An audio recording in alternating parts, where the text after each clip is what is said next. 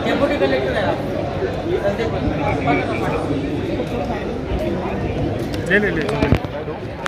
Ajmal sir, सबसे पहला सवाल ये जानना चाहिए, आज शपथ विधि का समारोह यहाँ पे हो रहा है, आप भी शपथ लेने आए, किस तरह का माहौल अंदर देख रहे हैं और जिस तरह से विपक्ष का जो आंकड़ा होना चाहिए वो आंकड़ा नहीं दिख रहा है यहाँ पे? नहीं, अभी तो मैं अंदर गया भी नहीं हूँ, इसलिए माहौल का पता नहीं है। अंदर जाने के बाद अंदर का माहौल समझ में आएगा। आज जो प्रोग्राम मिला है उस प्रोग्राम के हिसाब से क्या सूरत हाल बनती है, अंदर जाने के बाद समझ में आएगा। सर, ईवीएम को लेके क्या आप भी आशंका लगा रहे हैं कि जो आंकड़े आए कहीं ना कहीं ईवीएम से छेड़छाड़ हुई है? पूरा देश ये बात कह रहा है जी।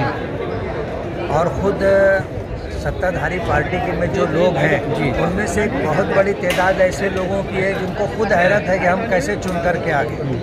तो होना ये चाहिए कि अगर लोगों की बात में सच्चाई नहीं है तो जब पूरे वर्ल्ड में, पूरे विश्व में जिन लोगों ने ईवीएम मशीन बनाई है उन्होंने खुद ईवीएम मशीन छोड़ दी है और इलेक्शन में वो लोग बैलेट पेपर से जो है इलेक्शन करते और करवाते हैं, तो हमारी गवर्नमेंट को भी तैयार हो जाना चाहिए, इलेक्शन कमीशन को भी तैयार हो जाना चाहिए कि लोगों का जो आरोप है वो आरोप खत्म हो जाएगा। लेकिन आपके ही अलायंस पार्टनर या कह सकते हैं महाराष्ट्र में समाजवादी पार्टी के विधायक भी और नेता भी हैं, रईस शेख, वो कह रहे हैं ईवीएम से कोई छेड़छाड़ नहीं हो सकता, जो आरोप लगा रहे बेबुनियाद है। उनके बयान को आप किसने देख रहे हैं? वो कह रहे हैं ईवीएम की टेम्परिंग हो ही नहीं सकती। ये एक टेक्निकल बात है और इसमें दोनों तरह की राय है।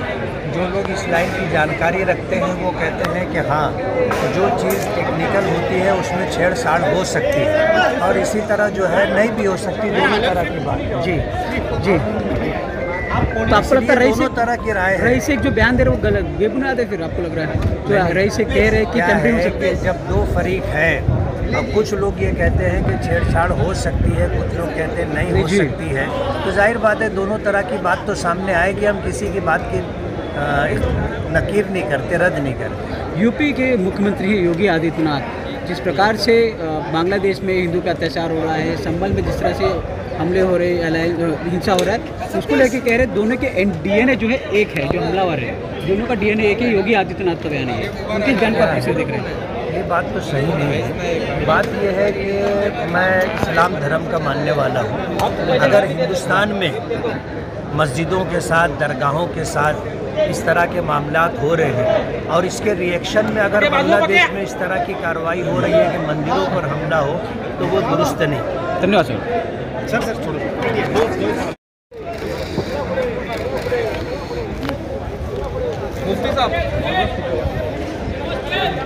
मुफ्ती साहब, बोल। सर आगे प्लीज। हाँ, एक मिनट साइड लगे के साथ जो है आप अपनी कार्य शुरू करेंगे।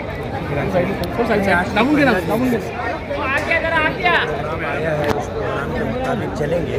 शपथ विधि के बाद अगर बात करने के लिए एक मौका देंगे तो बात भी करेंगे। क्या कुछ मुद्दे लेकर आप जाएंगे? मुद्दे वगैरह तो सब आगे रहेंगे।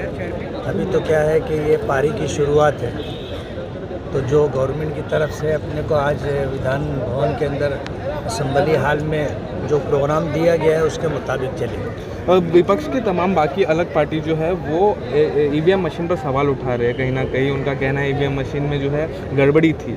आप इसे कैसे देखते हैं? ये बात तो पूरा मुल्क बोल रहा है और अगर इसमें सच्चाई नहीं है तो सरकार को बैलेट पेपर से इलेक्शन कराने के लिए तैयार हो जाना चाहिए। ये लाइव और आने वाले दिनों में क्योंकि मालेगांव से आप आते हैं, वहाँ के क्या कुछ मुद्दे रहेंगे जो आप लेकर? मालेगांव का सबसे बड़ा मुद्दा तो रोज़गार है। मालेगांव टेक्सटाइल सिटी है और टेक्सटाइल सिटी होने की वजह से आज 28 महीने हो गए वहाँ पर मंदी है।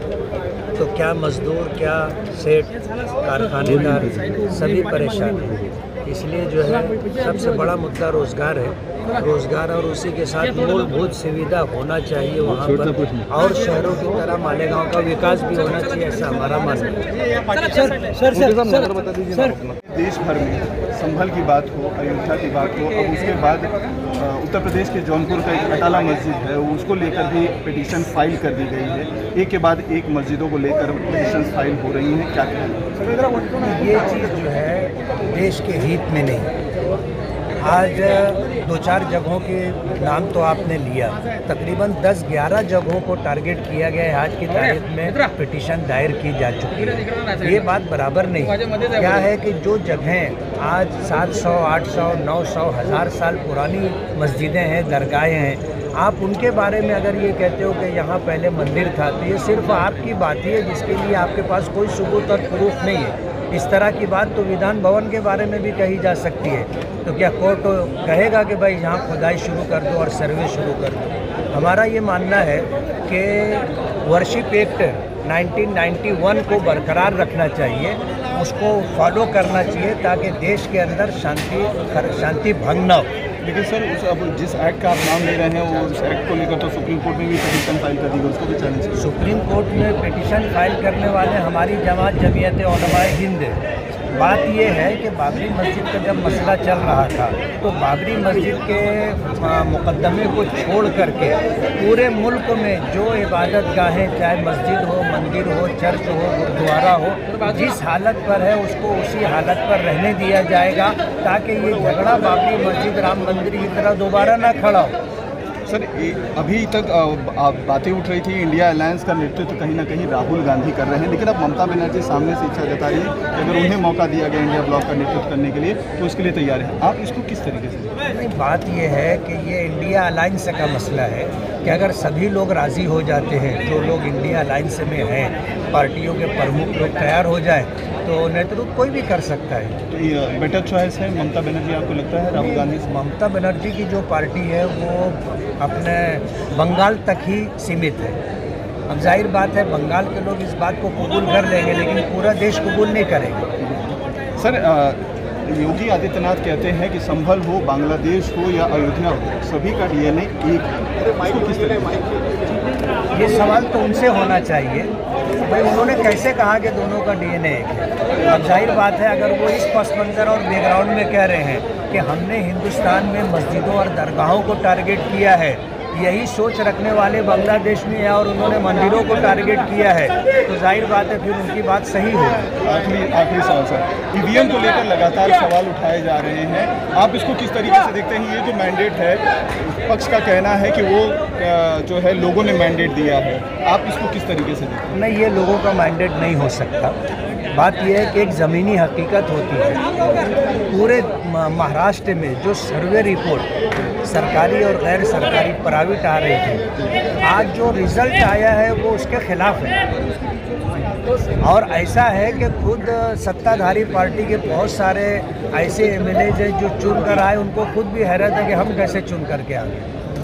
लेकिन फिर झारखंड को लेकर सवाल उठाए जा रहे हैं ना, तो क्या ईवीएम हैक झारखंड में नहीं हुआ? बात क्या है कि जैसे जम्मू कश्मीर और हरियाणा का इलेक्शन था